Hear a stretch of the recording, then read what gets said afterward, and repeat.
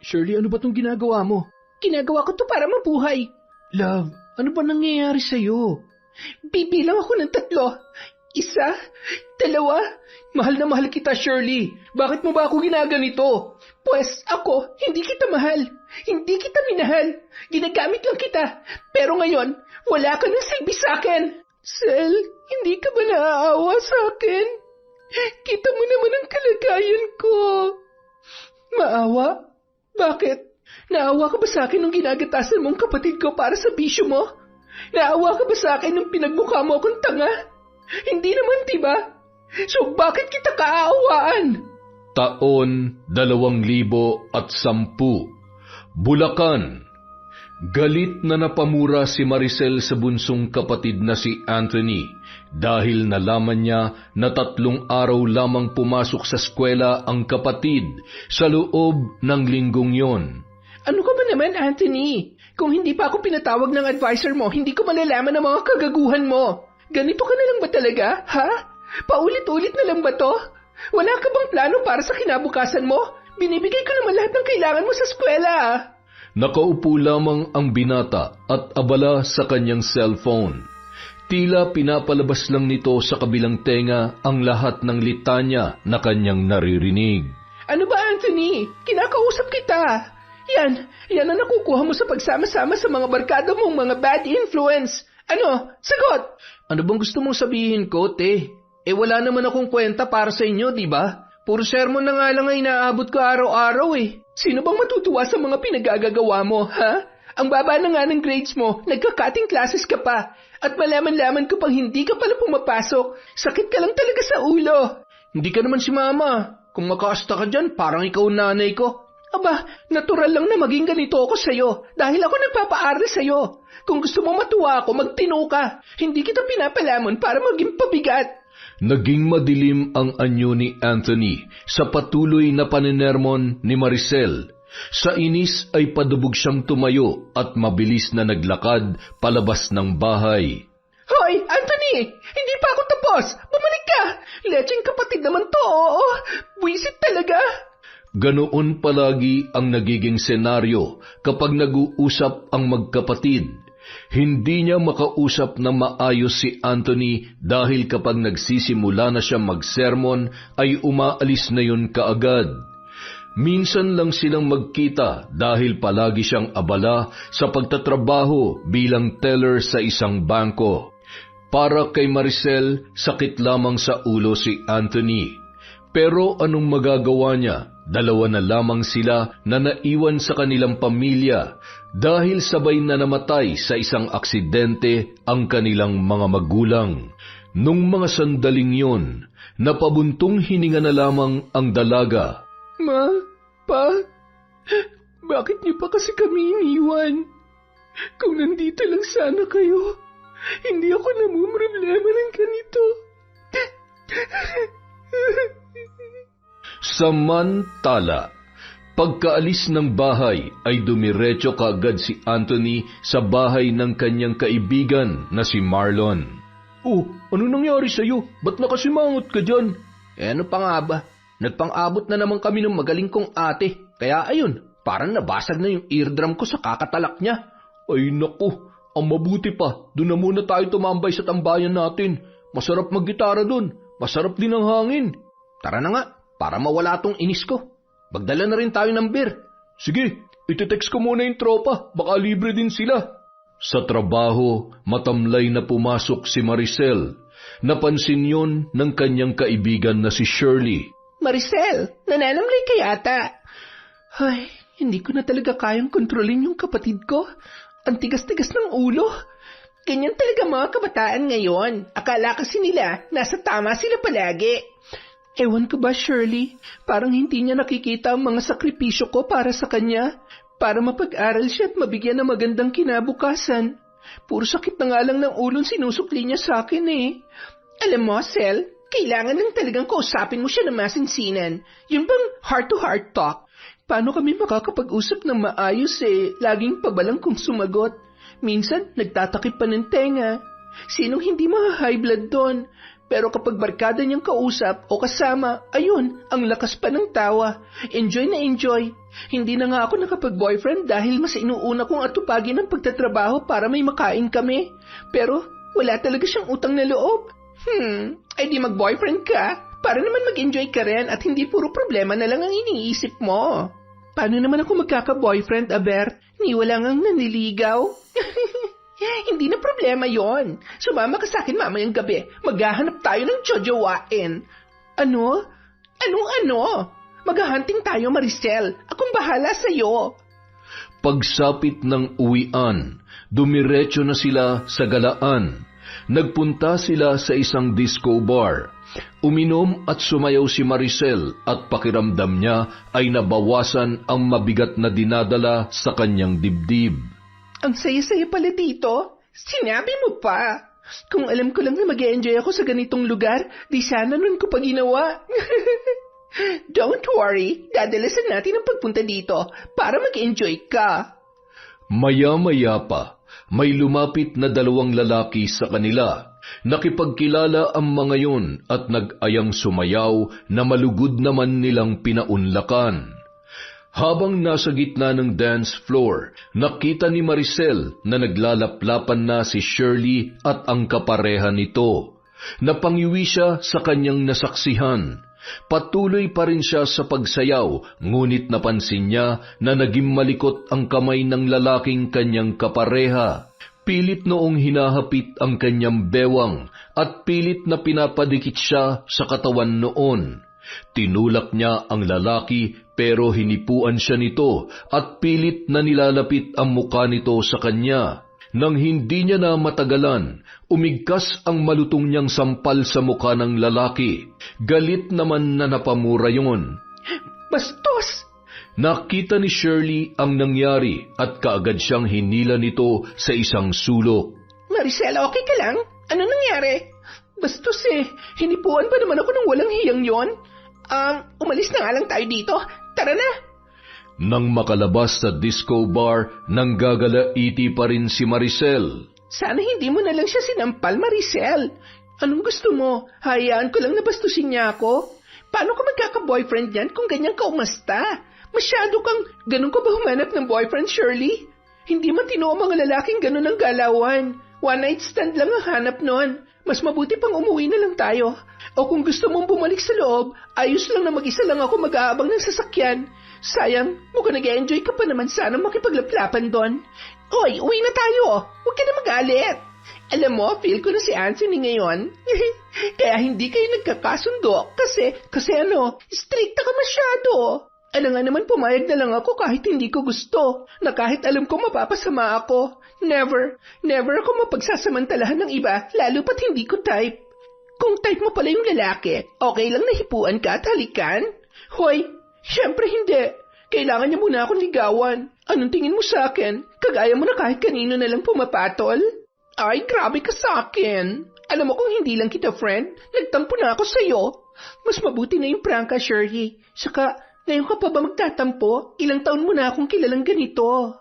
Kaya nga, umuwi na nga lang tayo. Baka kung saan na naman mapunta yung paglilitanya mo. Pagdating sa bahay, mainit pa rin ang ulo ni Maricel. 11:30 na ng gabi. Akala niya natutulog na si Anthony sa silid nito. Ngunit biglang nagbukas ang pintuan sa main door ng kanilang bahay at pumasok ang kanyang kapatid na pasuray-suray sa paglalakad. Saan ka galing? Sa mga barkada ko, sa mga taong tunay na nagmamahal sa akin. Lasing ka? Hoy, Anthony, hindi ako nagpapakahirap magtrabaho para lang makita ka sa ganyang ayos. Ang lakas ng loob mong umuwi ritong lasing. Wala naman nag-uubliga sa'yo magtrabaho para sa akin Ang kapal talaga ng mukha mo. Baka nakakalimutan mong ako nagpapakain sa'yo.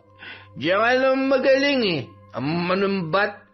Sige pa, saktan mo pa ako. Sige pa. Mabuti pa dun sa mga barkada ko, tinatrato akong tao. Ikaw, anong tingin mo sa akin? Walang silbi. Pinapalabas mo mas gusto mo pang sumama sa mga barkada mong wala namang magandang may dudulot sa'yo? Sige, dun ka sa kanila. Tingnan lang natin kung mabibigay nila mga pangangailangan mo. Pagkatapos magsalita ng dalaga, padabog na lumabas ng bahay si Anthony. Saan ka pupunta? Sabi mo, dun ako sa kanila, di ba? Kahit kailan sakit ka talaga sa ulo. Leche ka! Malakas na ibinalya ni Anthony ang pinto. Naiwan naman ang kanyang ate na nanggagalaiti pa rin. Sawang-sawa na ako sa katigasan ng ulo mo. Bahala ka na sa buhay mo. Mabilis na nilak ni Maricel ang pinto at pumasok na sa kanyang silid. Samantala, si Anthony ay doon na nakatulog sa labas ng kanilang bahay. Tila wala lang sa binata ang lamig sa paligid dahil sa kanyang kalasingan. Makalipas ang ilang oras, hindi pa rin makatulog si Maricel. Kahit naiinis sa kapatid sa pagsagot-sagot nito sa kanya, ay nag-aalala pa rin siya kay Anthony. Kaya naman, tinawagan niya ang kaibigan nito na si Marlon. Pero mukhang tulog na rin ang lalaki sa kabilang linya dahil panay lang ang ring ng cellphone nito at hindi sumasagot. Makalipas ang ilang sandali, napabuntong hininga na lamang si Maricel at lumabas sa kanyang silid. Sumilip siya sa bintana at nakita niya ang kapatid na natutulog sa may gilid ng kanilang pintuan. Nakabaluktot yun at naghihilik pa. Tila nawala naman ang pag-aalala sa dibdib ng dalaga. Hindi niya na nilapitan pa si Anthony. Sapat na nakita niya yon. Ay, ano bang gagawin ko para magtino ka, Anthony? Isang araw, nalaman na lang ni Maricel ang biglaang pag-resign ng kanyang kaibigan na si Shirley. Nais niya magtanong dito kung bakit umalis sa trabaho ngunit hindi na niya makontak ang kanyang kaibigan. Kilala si Maricel sa trabaho bilang isang istrikta at masungit. Wala siyang ka-close doon maliban kay Shirley. Yun lang kasi ang nakakasabay sa kanyang mood. At dahil sa biglaang paglalaho nito, wala na tuloy siyang mapagsabihan ng kanyang mga problema na laging tungkol sa kapatid niya na si Anthony. Ano ba kasing nangyari sa babaeng yon? Hindi na rin makontak. Ay... Makalipas ang 2 buwan, noon lamang nagpakita sa kanya ang kaibigan. Nagulat pa siya nang makita yon sa labas ng kanilang bahay. Shirley, ikaw ba yan? Oo naman. Aba, 2 buwan lang tayong hindi nagkita, hindi mo na ako nakikilala. Nakakatampo naman. Halika, pasok. Kumusta ka ng babae ka, ha? Alam mo, makukurot kita sa singit. Malaki ang kasalanan mo sa akin. Nagyakapan pa ang dalawa bago pumasok sa loob ng bahay. Saan ka ba nagpunta at ngayon ka lang nagpakita? Bakit umalis ka sa trabaho? Hindi mo man lang ipinalam sa akin, tapos hindi ka pa makontak. Ano ba nangyari sa'yo, ha? Dahan-dahan lang, mahina ang kalaban. Alam mo, pakainin mo kaya muna ako. Hindi pa kasi ako naghahapunan eh. Ikukwento ko lahat na nangyari sa akin, basta busog ang sikmura ko. Kaagad namang ipinaghanda ni Maricel ang kanyang kaibigan. Habang kumakain, pinagmasdan niyong mabuti ni Maricel. Nangayayat si Shirley, lumalim ang mata at maputla na rin ang balat. Bigla siyang napaisip kung ano nga kaya ang pinagdaraanan ng kanyang kaibigan. Natahimik ka dyan, Sal. Ha? May iniisip lang ako. Sige, kumain ka lang dyan. Pasensya ka na, Sela. Gutom na gutom talaga kasi ako eh. Ang totoo niyan, 1 araw na akong walang kain. Nagkaproblema kasi ako. Mahilap ang pera sa akin ngayon, kaya heto, kinapalan ko na mukha ko na pumunta dito para makakain. Saka, alam mo Shirley, kung ano man yung problema mo, sabihin mo na lang. Baka makatulong ako sa'yo. Ang totoo niyan, sobrang laki ng problema ko ngayon. Hindi ko alam kung saan ako kukuha ng malaking halaga para malutas ang problema ko. Bakit? Ano bang problema mo? Nakadispal ko ako ng pera, 100,000. Nascam kasi ako eh. May isang kakilala nag-offer sa akin ng investment kasi nga malaki ang tubo.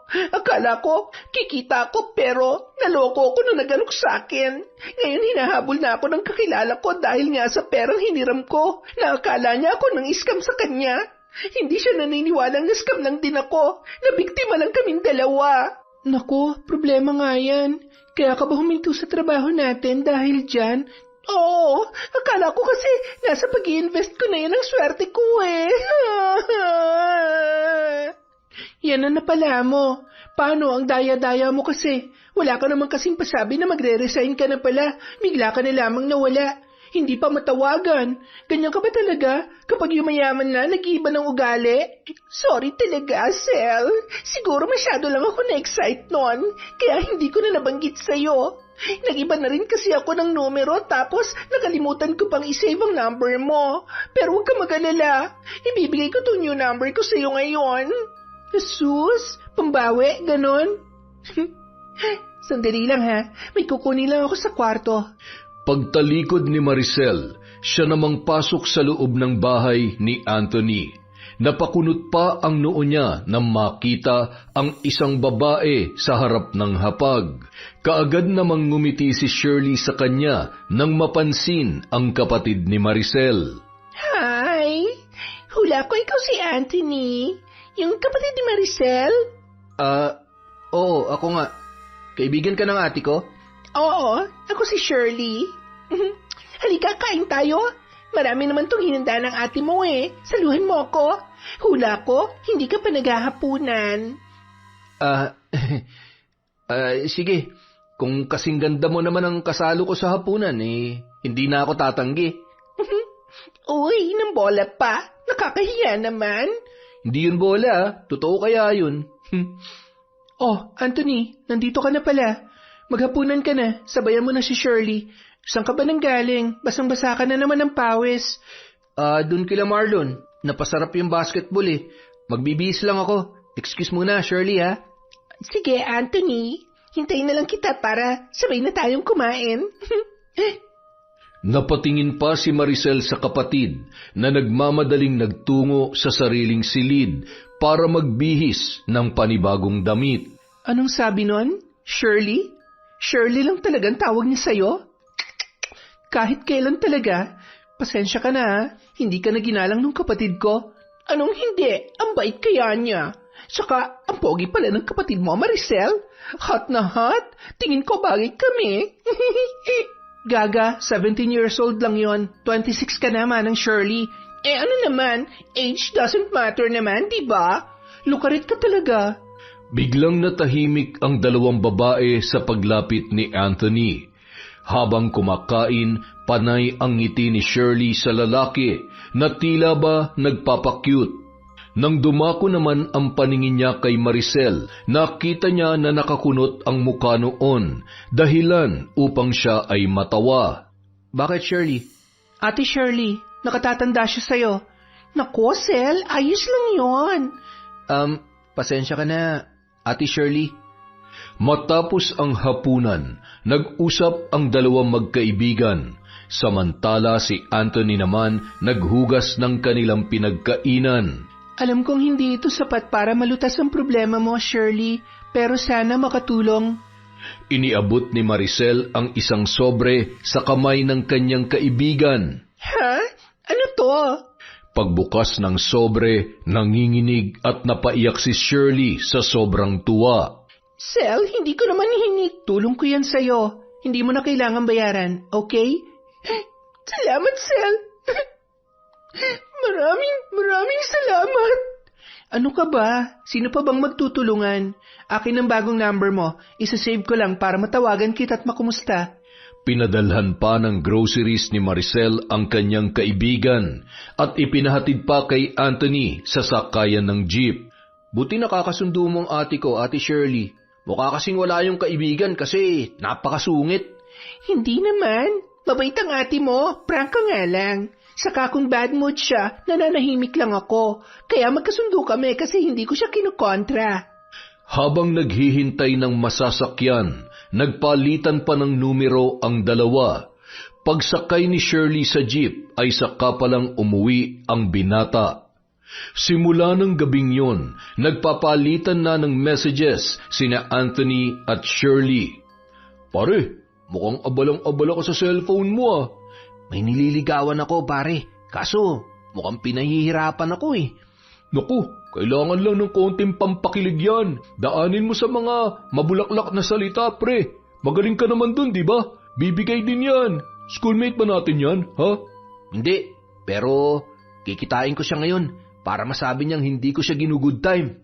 Yan, ganyan dapat. Matapang. Ipakita mo may bayag ka, pre. Samantala, napapangiti naman si Shirley habang nagsusuklay ng buhok. Nasa loob siya ng inuupahang silid at hinihintay ang pagdating ni Anthony. Bagong ligo siya at natatakpan lang ng tuwalya ang buo niyang katawan.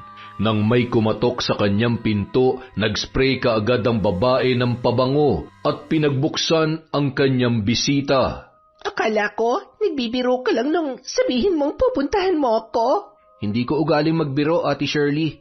Nandito ako para patunayan ng nararamdaman ko sa'yo. Hindi ko talaga ina-expect to. Nadatnan mo patuloy ako na ganito ang ayos. Pasensya ka na. Sige, magbihis ka na muna dun sa loob. Buksan mo na lang ulit ang pinto kapag tapos ka na. Pasok ka na. Nakakahiya naman kung paghihintayin pa kita dyan. Hinila ni Shirley ang kamay ng binata. Pagkapasok nito ay kaagad siyang naglock ng kanyang pintuan. Anthony, totoo ba talagang gusto mo ko? Oo naman, Ate Shirley. Huwag mo na akong tawaging ate. Feeling ko kasi ang tanda-tanda ko na kapag naririnig ko yan mula sa iyo eh. Anthony, kung papayag ba ako dyan sa panliligaw mo, gagawin mo ba lahat ng gusto ko? Oo naman, Shirley. Basta't kaya ko, gagawin ko. Promise ko sa iyo yan.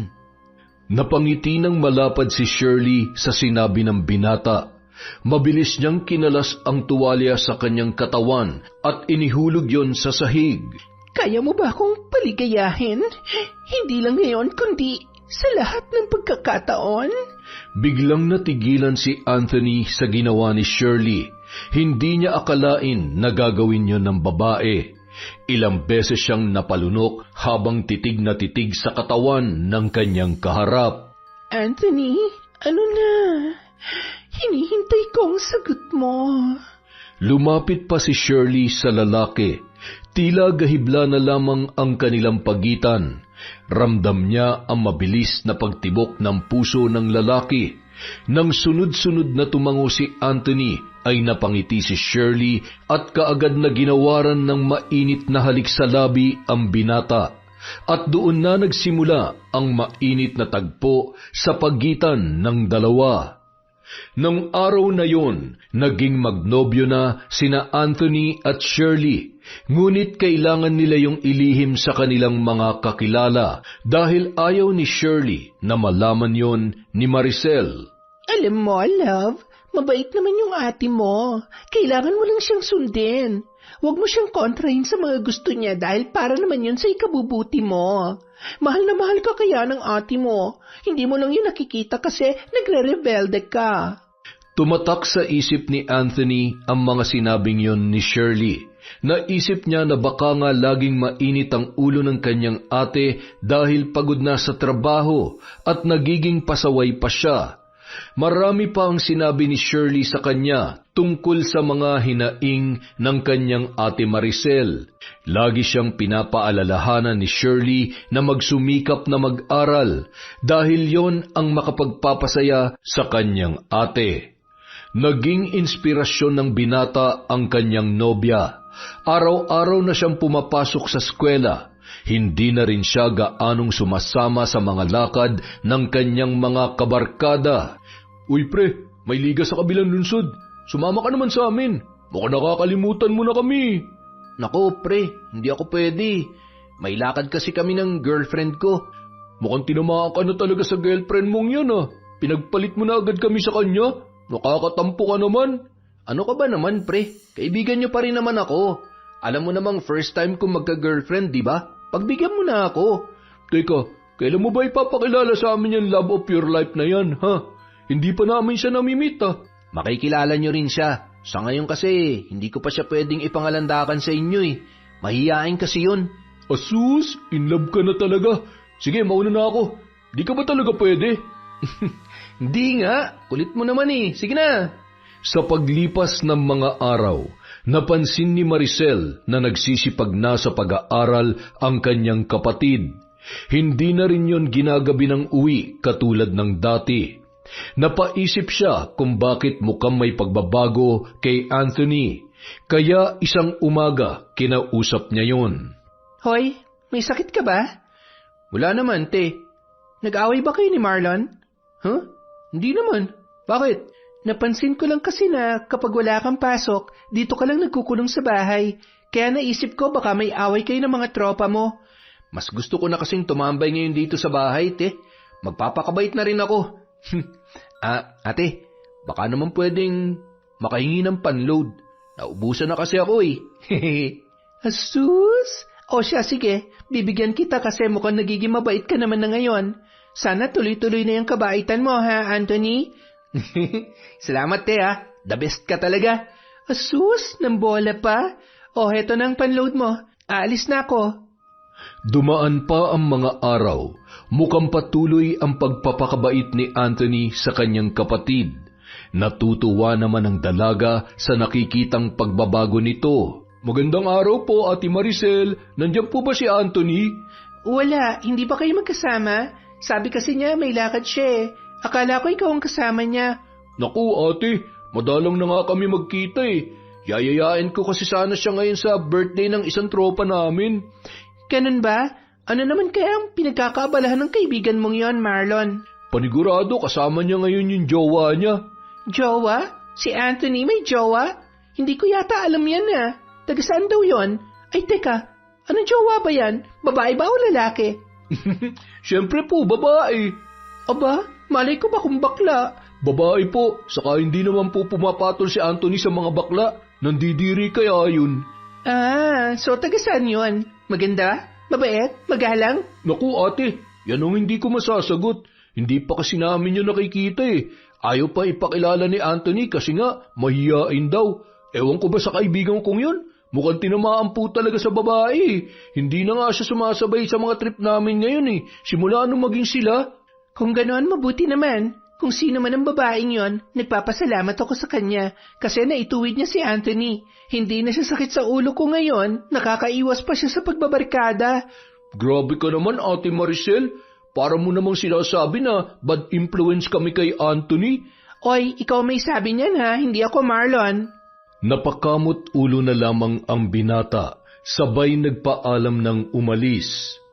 Samantala, nasa inuupahang silid ni Shirley si Anthony. Masaya nilang pinagsasaluhan ang init ng kanilang mga nag-aalab na damdamin. Love, isang buwan na rin tong relasyon natin at masaya ako na dumating ka sa buhay ko. Masayang masaya rin ako, love. Love, pwede ba akong humiling sa'yo? Pasensya ka na ha, pero gipit na gipit talaga ako ngayon eh. Ano yun, love? Sabihin mo lang, gagawin ko ng paraan.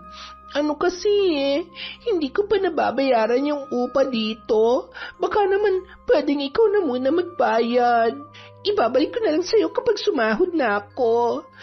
Walang problema, love. May konting ipon naman ako. Ako nang bahala. Saka, wag mo nang bayaran yun. Dalawa naman tayong nakikinabang sa kwartong to eh, di ba? Thank you, love. Hulog ka talaga ng langit sa akin. Huwag ka mag-alala. Paliligayahin kita buong maghapon ngayong araw. Ako lang ang bahalang gumalaw. Simula nung araw na yun, kung ano-ano na ang hinihiling ni Shirley sa binata na pinagbibigyan naman nito ng buong puso. Tulad ng masasarap na pagkain at mga bagong damit, hanggang sa naubos na ang ipon ni Anthony. Love, mukhang sira na tong cellphone ko. Lagi na lang nagahang. Tingnan mo nga, oh. Ha? Patingin nga. Ipaayos na lang natin to, love. Ipaayos? Naku, love, paano kung isang linggo lang tumagal ang pagkakaayos tapos masisira na naman ulit? Ano kaya kung ibili mo na lang ako ng bago, love? Naku, ubos na yung ipon ko, love eh. Hindi na magkakasya yung allowance ko pambili ng bago mong cellphone. Love naman. Nandiyan naman yung ate mo eh. Sure ako na pagbibigyan ka nun kapag humingi ka ng pera sa kanya. Kung hindi sa akin, hindi ka magmumukha mabait sa paningin niya, diba? Sige, love. Susubukan ko. Thank you, love. Alam mo namang hindi ako mapakali kapag hindi kita nakakausap bago ako matulog sa gabi at paggising ko sa umaga. Kailangan marinig ko naman ang boses mo para maibsan ang pagkamiss ko. Kaya hindi talaga pwedeng wala akong cellphone. Kinabukasan, maagang gumising si Anthony para maghanda ng almusal nilang magkapatid. Kagabi niya pa ine-ensayo ang kanyang mga sasabihin sa kanyang ate. Good morning, ate. Good morning. Oh, ang aga mo yatang nagising. Siyempre, dahil aasikasuhin kita ngayon. Nakahanda ng almusal mo, ate. Aba, himala. Ano nakain mo ngayon, Anthony? Wala naman. Bakit? Hindi na ba pwedeng alagaan ko yung pinakamaganda kong ate? Sus, ng bola pa. Ano bang niluto mong ulam? Adobong pusit, yung paborito mo. Aba, mukhang masarap pa. Amoy pa lang. Ang bango-bango na. Oh, dali na. Kain na tayo. Oh, tikman mo na, ate. Ano, masarap ba? In fairness, masarap. Ate, may sasabihin sana ako sa iyo eh. Ano naman yon? Ay, wait. Ano tong nabalitaan kung may girlfriend ka na raw? Bakit hindi mo pa pinapakilala sa akin? Ha? Hindi pa kasi siya handang makita ka, ate. I mean, makilala. Mahiyain kasi siya. Asus, sabihin mo sa kanya hindi ako nangangain ng tao. Ano bang pangalan niya? Shirley. Shirley? Kapangalan pa nung kaibigan ko, ha? Sandali, hindi naman to yung kaibigan kong si Shirley, no? Siyempre, hindi, ate. Alam mo, mukhang magandang impluensya yung girlfriend mo sa'yo. Tingnan mo, tumaas ang grades mo ngayon. Tapos, hindi ka na ginagabi ng uwi. Hindi ka na rin naglalasing. In short, napabuti ka. Kaya, salamat sa kanya. Sabihin mo, welcome na welcome siya dito sa bahay. At gustong-gusto ko na siyang makilala. Sige, ate. Makakarating sa kanya. Siya nga pala, ate. Sira na kasi yung cellphone ko eh. Baka naman pwedeng ibili mo ako ng bago. Kaya mo ako pinaghanda ng almusal dahil dyan sa cellphone na yan. Halata ba, ate? Hindi naman masyado. Kailan mo gustong bumili ng bagong cellphone? Talaga, ate? Pwede bang mamaya na pagkatapos ng klase ko? Okay, ikaw ang bahala. Mamaya ibibigay ko sa yung pera. Maraming salamat, ate, ha? The best ka talaga. Basta lagi kang magpapakabait. Ibibigay ni ate ang lahat ng gusto mo. Basta, yung kaya lang ng bulsa natin. Mahigpit na niyakap ni Anthony ang kanyang ate. Si Maricel naman masayang-masaya sa ginawa ng kanyang bunsong kapatid. Samantala, nung break time, naisipang tawagan ni Maricel ang kanyang kaibigan. Ikinwento niya rito ang nararamdamang saya dahil sa pagiging mabait ni Anthony.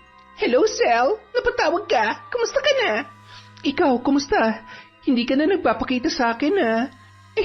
Ano ba? Nakikiliti ako, Randy. Mamaya na. Kita mo naman may kausap ako eh. Wait ka lang dyan, ha? Ano? Ito talagang babaeng to? Ang landi-landi mo, Shirley. Mamaya na nga lang ako tatawag. Mukhang may milagro ka na naman ginagawa dyan eh. Nakakaistorbo lang ako. Okay lang, Sel. Makakapaghintay naman tong boyfriend kong si Randy. Oh, napatawag ka. May problema ba? May tutulong ba ako? Wala naman akong problema. Sure ka ha? Naayos ka lang na magtelebabad ngayon. Oo naman, basta ikaw. Oh, anong kwento? Isushare ko lang tungkol kay Anthony. Alam mo ba, hindi na siya sakit sa ulo ngayon. Yung tinik na dating pasan-pasan ko, wala na ngayon. Ang laki talaga ng pinagbago ng kapatid ko. Wow, masaya ako marinig yan, Sel. Ano daw ang nagpabago sa kanya? Babae. Babae? You mean, babae si Anthony? Ay, bakla pala? Gaga, hindi. Yung girlfriend niya. Kapangalan mo pa nga eh, Shirley. Malaki talagang pasasalamat ko sa babaeng yon nang dahil sa kanya, nagtino ang kapatid ko. Napatino niya ang swail na si Anthony. Gusto ko na nga siya makilala eh, kaso sabi naman ng kapatid ko, nahihiya daw. Baka natatakot din, Sel. Ano yan? Hindi mo pa siya nakikita pero botong-boto ka na sa kanya? Sino ba naman ang hindi matutuwa sa ginagawa niya, di ba? Basta, wish ko lang na hindi sila maghiwalay ni Anthony. Nakakabuti siya para sa kapatid ko. Naku, masaya ako malaman yan, friend. Ikaw naman, mag-boyfriend ka na din. Para kiligin naman yung mga buto mo. At para din may kaharutan ka na gaya ko. Ang landi mo talaga. Ibababa ko na para matuloy na yung kalandian mo. Bye, Shirley. Pagkababa ng tawag, hinarap ni Shirley ang bitin na si Randy. Talagang pinaghintay mo pa ako dahil lang sa tawag na yon? Ano ka ba? Kailangan kong sagutin yon. Para naman malaman ko kung nagtagumpay yung plano ko. So? Yes na yes, Randy. Gusto niya ako para sa kapatid niya. At mahal na mahal naman ako ni Anthony. Siguradong ibibigay ni Anthony ang lahat para sa akin dahil suportado siya ng kapatid niya. Ibig bang sabihin yan? Oo, kaya don't worry. Ako nang bahala. Katawan ko lang naman ang puhunan, kaya sige na. Pagsawaan mo ng katawan ko. Kinagabihan, binisita ni Anthony si Shirley. Dala niya na ang bagong cellphone na binili niya para sa babae. Love, ano nangyari? Mukhang matamlay ka ngayon Pagod na pagod ako sa trabaho, love Ikaw ba naman ang maghapong nakatayo? Alam mo, love, ba't ba kasi napunta ka sa pagiging lady guard? Di ba magkasama naman kayo sa trabaho ni ate dati? Ay, may mga bagay talaga na mahirap ipaliwanag, love. Pero masaya naman ako ngayon sa trabaho ko kahit nakakapagod. Saan ka nga ba nagagwardya, love? Hanggang ngayon kasi, hindi mo pa rin sinasabi sa akin. Love naman Alam kong once na malaman mo kung saan, lagi ka nalang magpupunta doon. Okay na to nagkakasama tayo kapag day off ko at kapag weekends. Basta, mag-aral ka mabuti, ha? Para matuwa sa'yo si Maricel. Oo nga pala.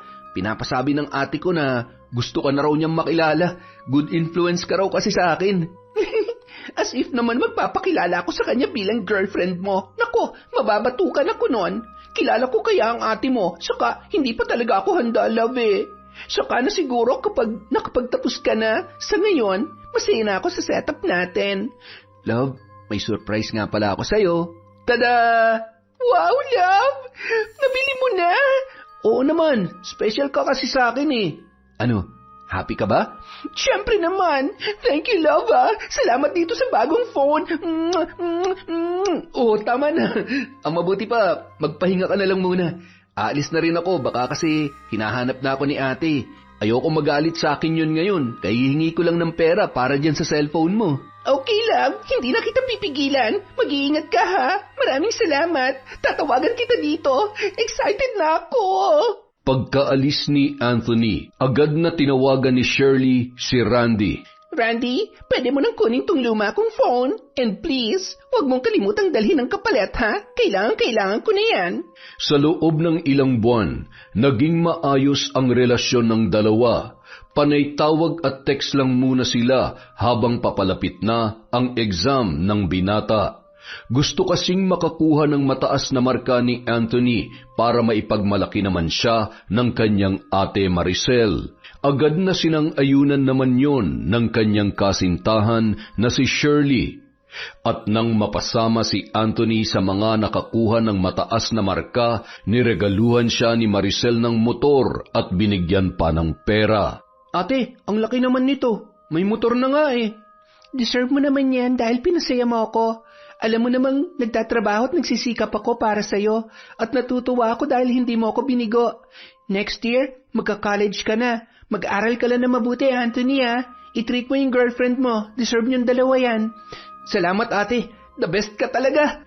Hindi na tumawag o nag-text si Anthony kay Shirley dahil gusto niyang surpresahin ang pinakamamahal na nobya. Dumiretso na siya sa inuupahan nito. Nakailang katok pa siya bago siya pinagbuksan ng babae. Naggulat pa si Anthony nang bumungad sa kanya ang anyo ni Shirley. Magulo ang buhok, magulo ang damit, malalaki ang nangingitim na eye bags, at iba ang kanyang amoy. Tila hindi yun naliligo. Love, bakit hindi mo sinabing pupunta ka dito? Love, ano nangyari sa'yo? Bakit ganyan ang itsura mo? Ano kasi, love, hindi magandang pakiramdam ko nitong mga nakaraang araw, kaya sa ganitong ayos mo ako naabutan. Pero medyo okay naman na ako ngayon kasi nandito ka na. Yayayain lang sana kitang kumain sa labas, pero mas okay na magpa-deliver na lang tayo. Baka kasi hindi ka pa okay eh. Hindi, magaling na ako. Wait ka lang ha. Maliligo lang muna ako tapos magbibihis then aalis na tayo. Medyo nagugutom na rin kasi ako eh. Sigurado ka ba, love? Parang wala ka pang tulog eh. Kagigising ko lang kaya. Don't worry, love. Ikaw kaya ang gamot ko. Nang makapasok si Shirley sa banyo, iniligpit naman ni Anthony ang mga gamit na nagkalat sa sahig. Makeup, pabango, kumot, pati na rin ang kanyang unan. Meron ding mga plastic. Pansin din ni Anthony na parabang iba ang amoy sa loob ng silid ng kanyang nobya. Naging masaya sa kanilang date ang magkasintahan. Halos hating gabi na nang sila ay makauwi sa inuupahan ni Shirley. Love, hindi ka ba hahanapin ni Maricel? Hindi, love. Alam naman niya na ikaw ang kasama ko eh. Mabuti naman kung ganon. So, dito ka matutulog? Kung okay lang sa'yo. Hindi okay. Okay na okay. Nang gabing yun, pinagsaluhan nila ang nag-aalab na tagpo sa ibabaw ng lumalaginit na katre. Dala ng matinding salpukan, unang nakatulog ang binata. Nang masigurong tulog na si Anthony, kinuha ni Shirley ang wallet nito at nakita ang laman noon na pera. Napangisi pa siya bago sumampa ulit sa kama. Kinaumagahan, matapos na magkape ay nagpresenta si Anthony na ihatid na si Shirley sa trabaho, pero tumanggi ang dalaga. Hindi na muna ako papasok, love. Medyo mabigat pa rin ang pakiramdam ko eh. Nakalive naman ako ng 1 linggo. Ako naman, uuwi na muna, love. Kailangan ko kasing magpabango kay ate. Alam mo na, dapat good boy lagi. Love, may extra ka bang pera dyan? Need ko kasi ng gamot eh. Ha? Anong gamot? Gusto mo ibili na kita? Ako na lang. Mag-grocery din sana ako mamaya. O sige, etong pera sa gamot at para naman sa groceries mo. Tapos, mag-iiwan na rin ako para pang snacks mo, love. Mag-iingat ka dito, ha? Okay, love. Ingat ka rin. I love you. I love you too. Nang makaalis ang binata, dali-daling nagdial si Shirley sa kanyang cellphone. Hello, Randy. Meron ka ba dyan? Pumunta ka dito, dali. Isang araw, habang namamasyal sina Shirley at Anthony sa park sa kabilang syudad, aksidenteng nakita sila ni Marlon. Naku, yan pala yung sinasabi niya nobya. Maganda naman ang hubog ng katawan, maputi at sexy. Teka nga, kailangan ko makita ang muka para masabi kong maganda talaga. Ang tagal naman lumingon dito ng babae. Malapitan nga, mukhang nilalanggam na sa sobrang kaswitan eh. Nakangiting lumapit si Marlon sa kanyang kaibigan at sa girlfriend nito. Pre, naku, dito pala kayo nagde-date ha? Marlon, pre, si Shirley nga pala, girlfriend ko. Love, si Marlon, kaibigan ko. Hi, kumusta? Sinipat na maigi ni Marlon si Shirley.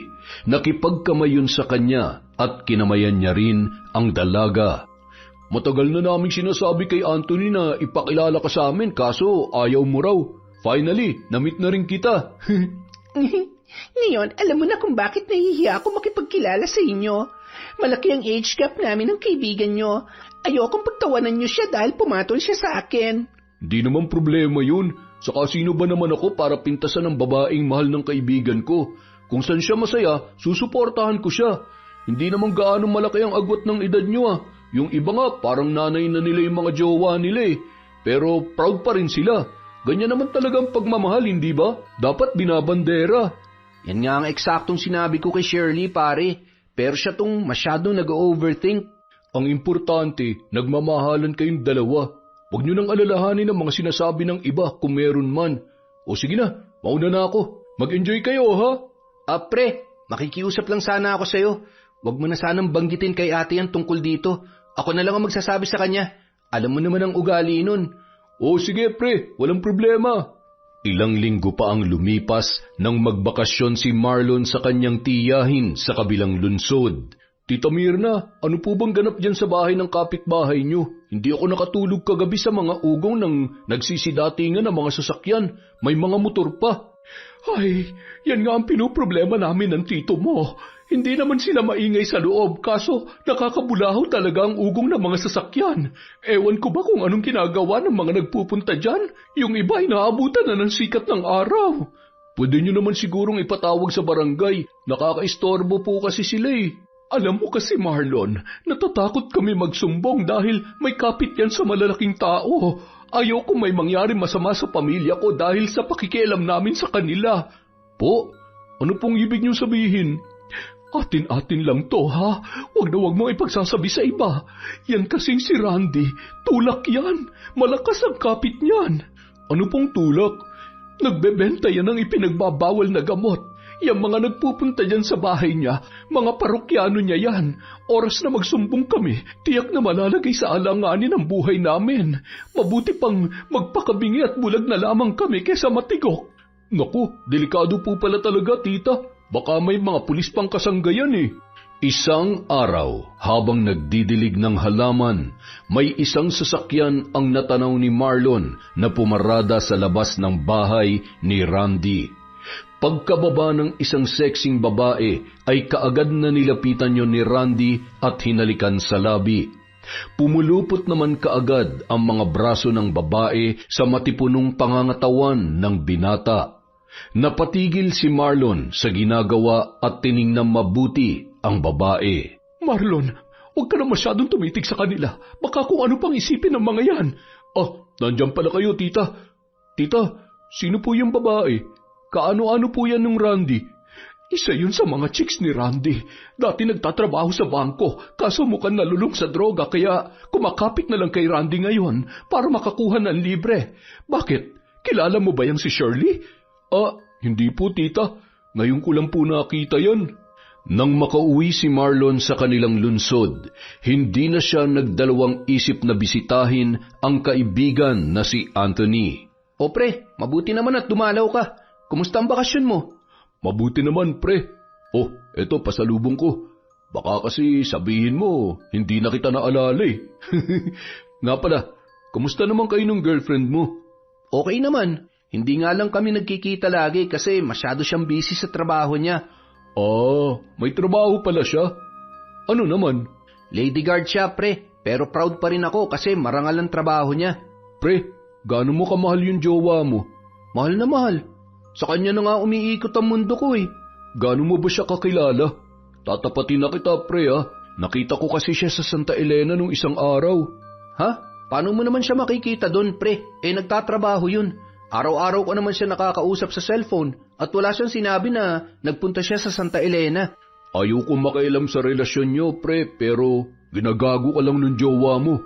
May kinakalantari siyang iba, pre. Marlon naman, bakit mo naman sinasabi yan? Kung naiinis ka sa kanya dahil hindi na ako nakakasama sa mga lakad natin, wag mo naman siyang siraan, pre. Nagsasabi ako ng totoo, pre.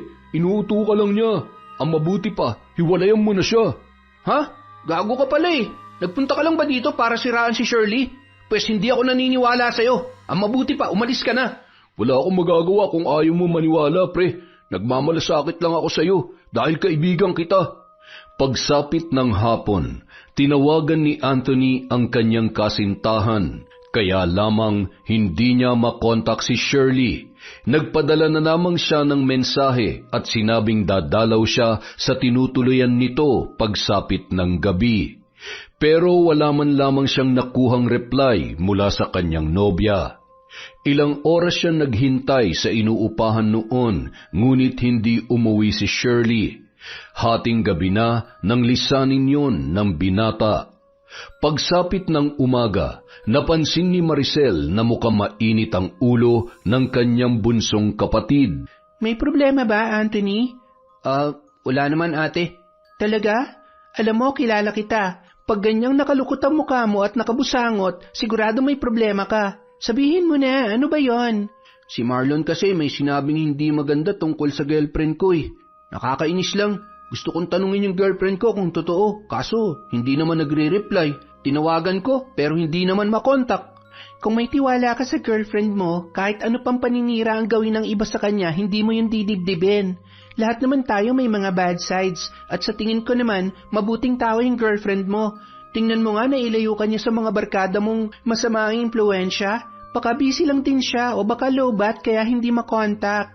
Pagsapit ng tanghali, tumawag si Shirley sa kanyang nobyo. Kaagad namang napawi ang inis at pag-aalala na nararamdaman ni Anthony. Pinuntahan niya si Shirley pagsapit ng 5:00 ng hapon sa inuupahan nito dahil nakauwi na raw ang babae mula sa kanyang trabaho. Sorry talaga, love, ha? Lowbat yung cellphone ko kahapon eh. Hindi na ako nakapag-charge kasi inaya ako ng kasamahan ko sa kanila. Birthday niya kasi. Doon na rin ako natulog. Medyo nalasing ako ng konti. Ayos lang, love. Love, nagpunta ka ba sa Santa Elena? Ano? Santa Elena? Hindi Bakit naman ako pupunta doon? Ba't mo naman naitanong yan, love? Sabi kasi ni Marlon, nakita ka niya dun eh. Baka naman kahuwig ko lang. Maliligo muna ako, love, ha? Wait ka lang muna. Sobrang namimiss na talaga kita eh. Habang naliligo si Shirley, naghanda naman si Anthony ng iluluto para sa kanilang hapunan. Naghahanap siya ng kutsilyo para gamitin sa hihiwaing gulay, pero wala siyang makita. Kinatok niya si Shirley sa banyo. Love, nasan yung kutsilyo mo? Tingnan mo sa bag ko, love. May Swiss knife doon. Yun na lang ang gamitin mo. Sa pagkalkal ni Anthony sa loob ng bag ni Shirley, may nakuha siyang ilang mga pirasong mga pakete. Napakunot ang noo ni Anthony at tiningnan mabuti kung ano ang laman ng mga yon. Love, nakita mo ba yung Swiss? Saglit na natigilan ang bagong labas sa banyong si Shirley nang mapansin ang hawak ni Anthony. Love, ano tong mga to? Bakit may ganito ka sa bag mo? Love, tawas lang yan. Ginagamit ko talaga yan sa kilikili ko. Love, hindi ako tanga para maniwalang tawas lang ang mga to. Bakit may ganito ka? Kasi... Love. Ginagamit mo ba yan? Shirley, sumagot ka. Naalala mo ba yung naikwento ko sa iyo noon? Tungkol sa malaking utang ko? Yan ang naging dahilan para mabayaran ko yun ng paunti-unti. Oo, love. Nagbebenta ako niyan para may pambayad sa pera kong na-scam. Diyos ko naman, Shirley. Paano kung matiklo ka ng mga pulis? Hindi mo ba naiisip yun? Makukulong ka. Mas malaking problema yun. Ano ka ba? Ito lang ang tanging paraan para mabayaran ko yung pinagkakautangan ko, love. Mabuti na to kaysa magbenta ako ng katawan. Love, naiintindihan mo naman ako, diba? Promise, mag-iingat na ako. After ko mabayaran yung 100K, titigil naman na ako, love eh. Ay, bayaran na lang natin yun ng paunti-unti, love. Tutulungan kita. Huwag na. Ayoko madamay ka pa. Saka nabigyan na ako ni Maricel dati. Sapat na yun. Ako na nga ayos sa problema kong to. Hayaan mo ako. Kaya ko to. Love, mahal kita. At ayoko mapahamak ka. Pangako, mag-iingat naman ako. Wala nang nagawa pa si Anthony kundi sumang-ayon na lamang sa kanyang nobya. Labag man sa kanyang kalooban pero wala din siyang sapat na halaga para mabayaran ang pagkakautang ni Shirley. Hindi nagtagal, para mapadali ang lahat, tinutulungan niya na ang kanyang nobya sa pagbebenta ng ipinagbabawal na gamot at para matapos na rin ang pagseserbisyo nito sa pinagkukunan niya ng nasabing item. Isang araw, habang nasa tinutuluyan ni Shirley si Anthony, nagulat na lang siya sa biglang pagdating ng mga pulis. Mabilis siyang kinapkapan ng mga yon. Ginalugad ang bawat sulok ng silid na tinutuluyan ng kanyang nobya. At sa isang drawer, nakita ng mga pulis ang ilang mga pakete na pinaghihinalaan na ipinagbabawal na gamot. Kaagad na pinusasan si Anthony at dinala sa presinto. Sa sobrang bilis ng mga pangyayari, halo-halo na ang nararamdaman ng binata. Samantala, habang nasa break si Maricel, nagkakape siya at nanonood ng telebisyon nang biglang sumingit ang isang local news. Nagulantang na lang ang babae nang makita ang kanyang kapatid na nasa loob ng rehas at ini-interview ng isang tagapagbalita. Ayon pa rito, pinaghahanap pa ang nobya nitong si Shirley na nasabing nagbebenta ng kanilang kalakal. Umiiyak na nagtungo kaagad si Maricel sa istasyon ng pulis kung saan nakakulong ang bunso niyang kapatid. Ano ba tong pinasok mo, Anthony? Nakakahiya ka. Ate, patawarin mo ko. Alam ko namang mali, kaso ano? Ano bang pumasok sa utak mo, ha? mahal na mahal ko si Shirley, ate. Kaya kailangan ko siyang tulungan. Akala ko ba good influence yung girlfriend mo na yan? Siya pa palang nagtutulak sa'yo sa masamang gawain. Huwag ka mag-alala, ilalabas kita rito. Basta ipangako mo na hindi ka na makikipagkita sa babaeng yon. Samantala, nasa bahay naman ni Randy si Shirley. Buti na lang hindi ikaw yung nahuli. Baka ikinanta mo na ako. Wala ka ba talagang bilib sa akin? Matalino kaya to? Huwag ka muna maglalalabas. Mainit ka pa sa mga pulis ngayon.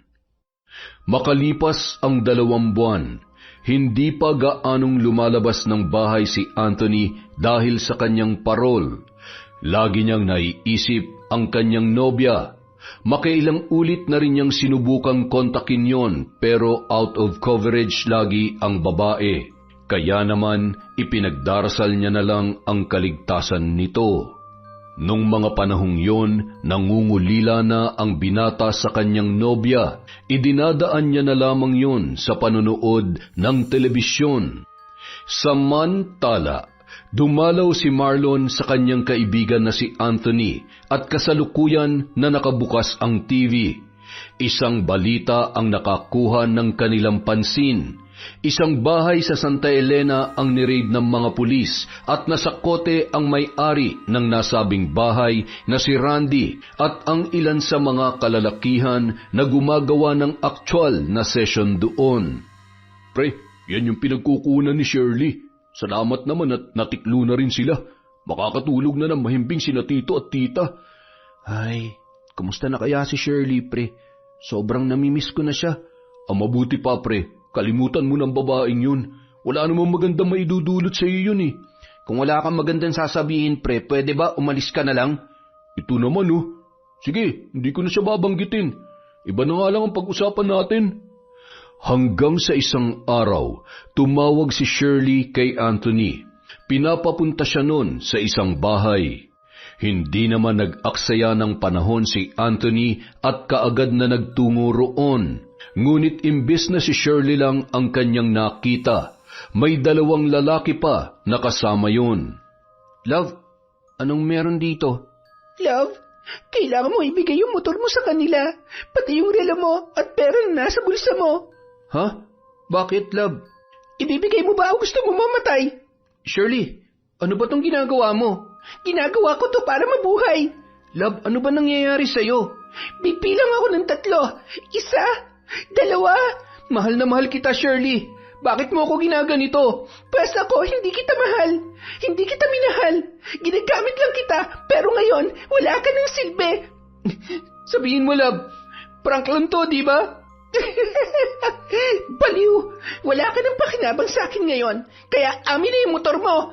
Ayoko. Love, sabihin mong binabawi mo lahat ng mga sinabi mo. Please, nagmamakaawa ako sa'yo. Mahal mo rin ako, di ba? Nagmamahalan tayo, love. Lumuhod pa si Anthony sa harap ng kanyang kasintahan para magmakaawa. Hinawakan niya ang kamay nito at paulit-ulit na hinalikan. Pero naging mas matigas pa ang anyo ng muka ni Shirley. 3! Nagpatuloy pa rin sa pagsusumamo si Anthony. Sumenya si Shirley sa mga kasama at pinabugbog ang binata. Pinagtulungan ng 2 lalaki si Anthony hanggang sa hindi na siya makatayo. Ilang tadyak pa ang tinamo niya hanggang sa nawalan na siya ng malay. Mabilis namang umalis sina Shirley sakay ng humaharurot na motorsiklo ng binata. Samantala, Isang tawag ang natanggap ni Maricel mula sa di kilalang numero. Ipinaalam ng tumawag na nasa isang hospital ang kanyang kapatid na nagtamo ng maraming pasa sa buong katawan. Ilang sandali pa napasugod ang dalaga sa ospital nang hihinang lumapit si Maricel sa kanyang kapatid na noon ay naka-oxygen. Anthony, sinong gumawa nito sa'yo? Ate, Sorry. Bakit ka nagsasorry? Wala kang kasalanan kay ate. Magpagaling ka. sorry, kasi hindi ako nakinig sa'yo. Sabi mo, wag akong makipagkita kay Shirley, pero ginawa ko. Tama ka po, ate. Wala siyang magandang may dudulot sa akin. Anthony, ayos ka lang? Diyos ko, Anthony! Nurse! Idiniklarang namatay si Anthony dahil sa tinamong internal bleeding. Anthony! Kapatid ko! Isinusumpa ko! Pagbabayarin ko at pananagutin ang gumawa nito sa'yo. Ipinapangako ko yan.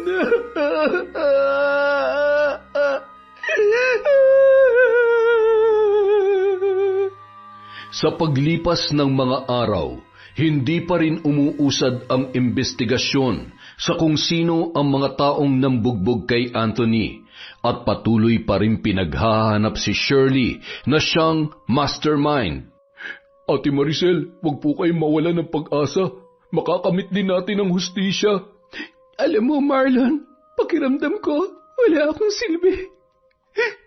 Pangalan lang ang alam ko tungkol sa babaeng yun. Hindi ko nga siya nakita eh. Gusto kong ako mismo makahanap sa kanya. Ako, ate, nakita ko na siya. 2 beses na. Talaga? Pwede mo ba siyang ilarawan? Magagamit natin yan para mapadali ang paghahanap sa kanya. Opo, sasamahan ko po kayo para ma-sketch ang mukha niya. Sa paglabas ng sketch ng mukha ng suspect, halos hindi makapaniwala si Maricel sa kanyang nakita. Siya ba talaga yung nobya ni Anthony, Marlon? Opo, siya po. Tingin ko, kaedad niyo siya, ate. Samahan mo ako mamaya sa bahay. May ipapakita ako sa'yo. Pagkarating nila sa bahay ni na Anthony, kaagad na hinanap ni Maricel ang kanyang photo album. Binuklat-buklat niya yon at nang makita ang hinahanap, ipinakita niya yon kay Marlon. Siya ba yung sinasabi mong nobya ni Anthony? Opo, ate. Siya nga po. Yung suit niyang yan, nakita ko na yung suit niya dun sa Santa Elena. Diyos ko, walang hiya kang babae ka. Pati kapatid ko, tinalo mong malandi ka. Ate, kilala niyo po ba siya? Oo, Marlon. Kilala ko siya. Kaya pala ayaw siya ipakilala sa akin ni Anthony dahil alam nila magagalit ako sa relasyon nilang dalawa. Mahihiyain daw. Ang kapal ng mukha niya.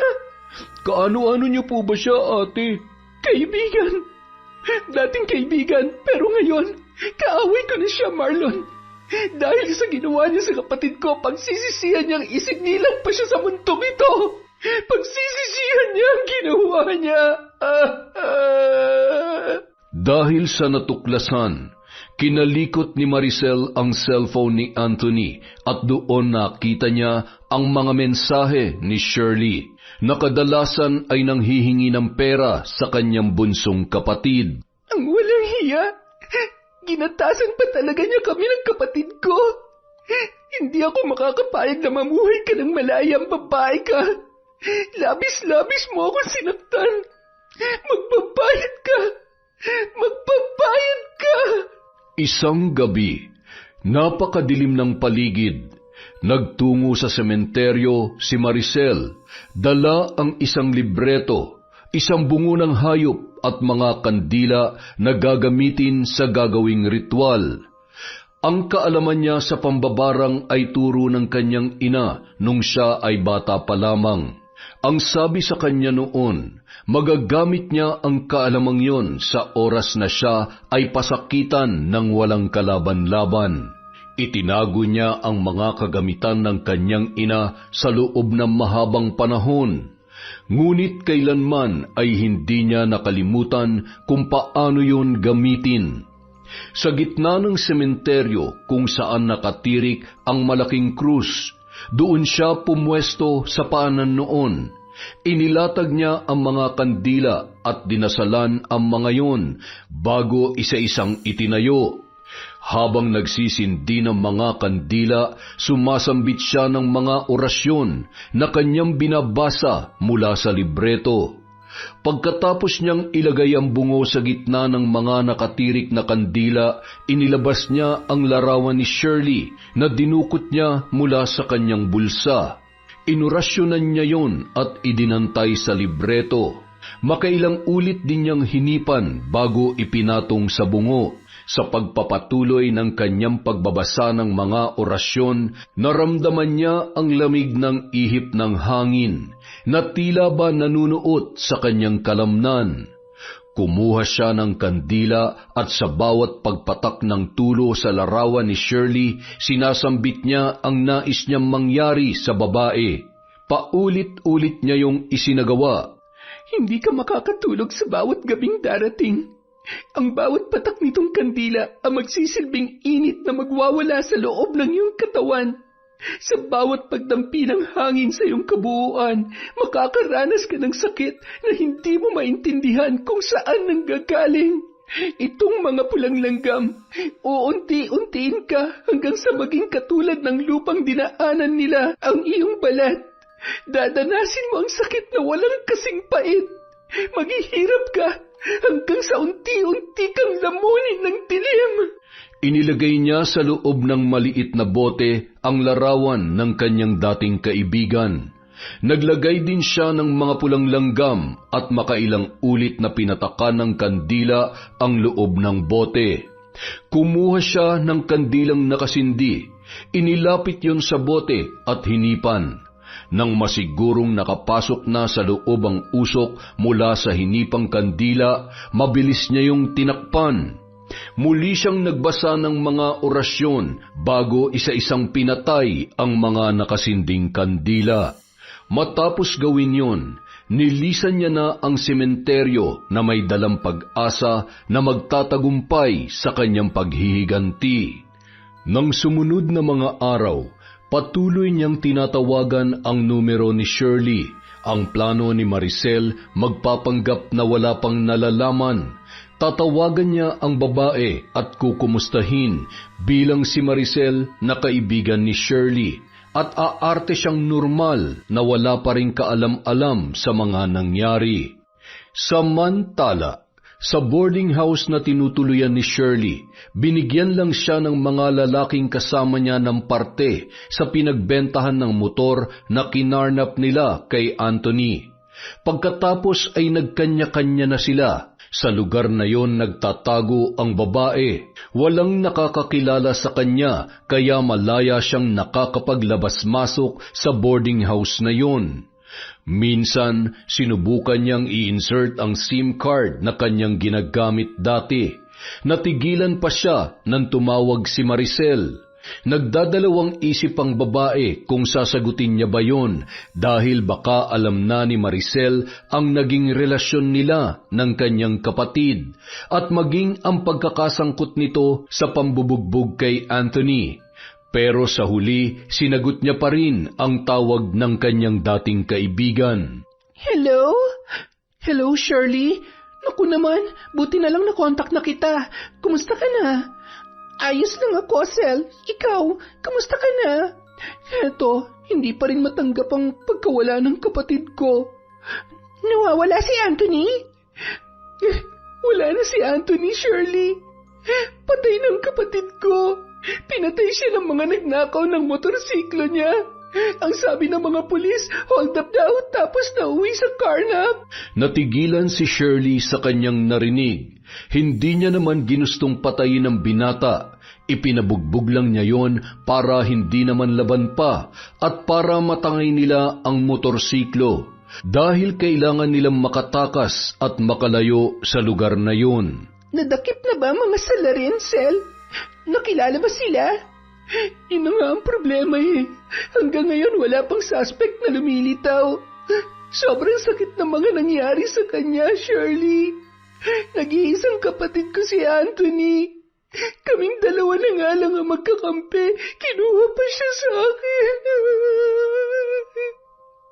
Magpakatatag ka, Sel. Pasasaan ba't mahuhuli rin ang mga kriminal? Sana nga, Shirley. Sana nga. Nang matapos ang kanilang pag-uusap, kumbinsidong-kumbinsido si Shirley na wala talagang nalalaman ang kanyang kaibigan. Dahil kung meron man, pinaulanan na siya nito ng masasakit na salita at pagbabanta. Pagsapit ng gabi, sa gitna ng pagtulog ni Shirley, bigla siyang nagising dahil sa init na parang kumakalikot sa loob ng kanyang dibdib. Bumangon siya at ilang beses na uminom ng tubig, ngunit tila hindi naman nawawala ang rumaragasang init mula sa kanyang loob. Pakiramdam niya ay para siyang nasusunog. Hindi niya maipaliwanag ang init na nararamdaman. Sa gitna ng gabi, naligo siya para maibsan yun, ngunit hindi pa rin nawawala. Hindi na rin siya nakatulog dahil doon. Ang pakiramdam niyang yon ay hindi na tumigil pa paglipas ng ilang mga araw. Buisit, naghanap na yata ang katawan ko ng vitamins. Ay, nakakainis. Kailangan ko makadilihensya ngayon. Pero saan naman ako makakakuha dito ng paborito kong gamot? Kaya lamang, hindi umayon sa kanya ang panahon dahil wala siyang madilihensyahan. Dahil sa init na nararamdaman, para na siyang mababaliw kakaisip kung paano yun maiibsan o titigil. Halos mangiyak-ngiyak na si Shirley. Isa pa sa kanyang pinoproblema ay ang hindi siya makatulog. Pakiramdam niya pagod na ang kanyang utak at mga mata. Ano nang gagawin ko? Lintik naman na buhay to. At sa bawat araw, unti-unti na rin siyang nawawalan ng ganang kumain. Hindi niya alam kung bakit bigla na lang siyang naiiyak. Dahil ba sa kakaibang init na nararamdaman sa loob niya o dahil sa hindi niya matanggap na nagkakasakit na siya hanggang sa bumagsak na ang kanyang katawan. Ilang sandali pa, naisip niyang tawagan si Maricel. Magbabaka sakali siya na baka matulungan siya ng nag-iisang kaibigan na mula noon hanggang ngayon ay inaalala siya. Hello, Shirley? Sel, nakakahiyaman pero kailangan kong tulong mo. Tulong? Oo naman. Ano bang may tutulong ko sa'yo? May sakit ako, Sel. Hindi ko alam kung anong klaseng sakit to pero baka naman pwede mo akong puntahan. Sige, nasan ka ba? Nang maibigay na ni Shirley ang address, ay napangiti na lamang si Maricel. Nako, Shirley, baka hindi ako makapunta ngayon. Hindi ko maiwan tong trabaho eh. Medyo malayo ka kasi, pero promise, dadalawin kita ngayong weekend. Okay lang ba? Oo, okay lang. Hihintayin na lang kita, Sel. Sa paglipas ng mga araw, patuloy sa pakikipaglaban si Shirley sa kanyang karamdaman. Unti-unti siyang nanghina hanggang sa palagi na lang siyang nakahiga dahil kung tatayo man siya ay kaagad din siyang nawawalan ng balanse. Kung uupo naman ay hindi rin nagtatagal dahil nangangalay ang kanyang buong katawan. Hanggang sa isang umaga, nagising na lamang siya na hirap nang igalaw ang kanyang sarili. Nagugutom na siya kaya kailangan niyang pagsilbihan ng sarili kahit pa siya ay nahihirapan. Pilit siyang bumangon at dahan-dahang gumapang para initin ang lugaw na nasa kanyang kaldero. Sa mahina at maingat na paggalaw, sa wakas ay nakakain na rin siya pero kaunti lamang dahil kapag naparami ay isinusuka niya rin yun. Biglang may kumatok sa kanyang pintuan. Inayos niya ang sarili at pinahid ang kamay dahil sa natapon na lugaw, dulot ng panginginig niya habang sumusubo. Bukas yan! Pasok! Nang makitang si Maricel ang bumungad sa kanya, ay napangiti na lamang ang dalaga. Sel, buti naman at napadalaw ka. Salamat sa pagbisita. Kumusta ka naman dito? Hindi ako okay. Tingnan mo ako. Ibang-iba na ang itsura ko kesa dati. Nararapat lang sa'yo yan. Ano? Sel? Deserve mong danasin yan dahil walang hiya ka. Kung tutuusin, kulang pa yan sa lahat ng mga ginawa mo sa akin. Sa amin ang kapatid ko. Isa kang traitor. Anong ibig mo sabihin? Huwag ka na magmaang-maangan, pandemonyo ka. Alam ko ng lahat ng mga kawalang hiyaan mo. Alam mo bang triple ang binigay mong sakit sa akin, ha? Napakawalang hiya mo. Tinuring kitang matalik na kaibigan, Shirley. Itinuring kitang isang kapamilya. Sa'yo ako nagsusumbong ng mga problema ko kasi akala ko mapagkakatiwalaan kita. Pero anong ginawa mo? Niloko mo ako, nilinlang mo ako. At ang pinakamasakit sa lahat, ginamit mong kapatid ko para sa mga kagagahan mo. Wala kang puso. Wala kang utang na loob. Pinatay mo ang kapatid ko, demonyo ka! Sel, tama na. Tama na. Please. Bakit mo nagawa sa amin ang lahat ng ito? Akala ko pa naman mabuting tao ang girlfriend ng kapatid ko dahil nailayo mo siya sa masasamang barkada at bisyo. Yan pala mas malala pang pinagawa mo sa kanya. Nakulong siya dahil sa'yo. Hindi ka pa nakontento, pinagnakawan mo pa siya at pinabugbog hanggang sa mamatay. Ang dapat sa'yo mamatay din, Shirley. Papatayin kita. Sel, hindi ka ba naawa sa akin? Kita mo naman ang kalagayan ko. Maawa? Bakit? Naawa ka ba sa akin nung ginagatasan mong kapatid ko para sa bisyo mo? Naawa ka ba sa akin nang pinagmukha mo akong tanga? Hindi naman, di ba? So bakit pa kita kaawaan? Pinagsisisihan ko na mga pagkakamali ko, Sel. Ngayong nakakaranas na ako ng ganito, pwede mo na akong ipakulong. Ipakulong? Hindi. Hindi batas ang sisintensya sa'yo, kundi ako. Sel, maawa ka. Kailangan ko magpagamot. Please, tulungan mo ako. Handa akong pagbayaran ng lahat sa kulungan. Pinagsisisihan ko na mga nagawa ko. Pakiusap, dalhin mo ako sa doktor. Huli na ang pagsisisi mo, Shirley. Ikumusta mo na lang ako kay Satanas sa impyerno. Taas noong nilisan ni Maricel ang tinitirhan ng dati niyang kaibigan. Samantala, umiiyak naman ang naiwang babae sa kanyang apartment. Sa tulong ng mga kasamahan niya sa boarding house na yon, inalalayan siya ng mga ito dahil sa awa. Binibigyan ng makakain pero hanggang doon lamang dahil hindi nila kayang maipagamot sa doktor si Shirley. Hanggang sa tuluyan ng tila naging lantang gulay ang katawan ng babae. Ang likod niyang palaging nakahiga ay tila ba lupang dinaanan ng mga pulang langgam. Nagkabutas-butas yon ng maliliit at pinamahayan na ng kung anong insekto. Kahit nasasaktan ay wala na siyang nagawa dahil hindi niya na kayang galawin pa ang buo niyang katawan. Pati na ang kanyang mga kamay at paa ay tila nawalan na rin ng lakas upang maigalaw pa. Ang bawat sakit, kirot at hapdi ay tinitiis niya na lamang. Ang tanging nagagawa na lamang ni Shirley ay ang umiyak at impit na humiyaw. Hanggang sa pati ang kanyang mga paa ay pinagpiestahan na rin ng mga pulang langgam.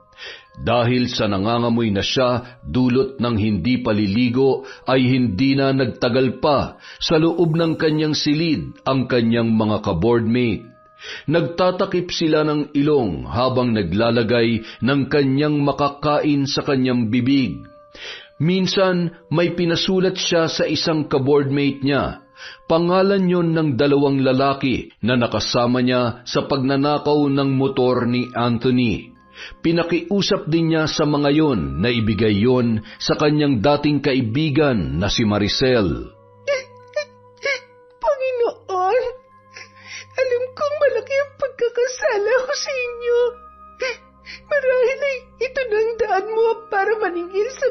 nagawa kong kasalanan. Patawarin niyo po ako sa lahat ng nagawa ko. Samantala, si Maricel naman ay naghihintay na lang ng tamang oras upang masabi niyang ganap na siyang nagtagumpay sa kanyang paghihiganti. Isang gabi, tahimik na ang buong paligid. Si Shirley ay umiiyak at naghihintay na lamang ng kanyang katapusan dahil nawalan na siya ng pag-asang makakaahon pa siya sa kinasadlakan niyang karamdaman. Biglang namatay ang ilaw, ngunit kaagad din yung bumalik, hanggang sa nagpatay sindi na ang bumbilya.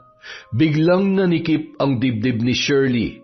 Naghahabol siya ng hininga nang sumidhi ang init na sumisiklab sa loob ng kanyang dibdib. Pakiramdam niya ay nagrarambulan ang kung anumang naroroon. Napaiktad ang dalaga, humiyaw at umuungol na nahihirapan. Hanggang sa nagkikisay na siya kasabay ng pagtirik ng kanyang mga mata. Tumagal yon ng ilang minuto. Naghihingalo siya habang nakatitig sa kisame. Nakita niya roon ang larawan ni Anthony.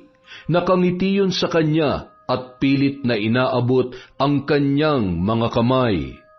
Love, patawarin mo ako. Ilang sandali pa, isang boardmate ni Shirley ang sumilip sa kanya nang bumalik sa normal ang ilaw. Napaiyak na lamang yon nang makita siya na wala ng buhay. Samantala, nasa sementeryo naman si Maricel nung mga sandaling yon. Nakatunghay sa boteng pinaglagyan niya ng larawan ng kanyang dating kaibigan at ng mga langgam.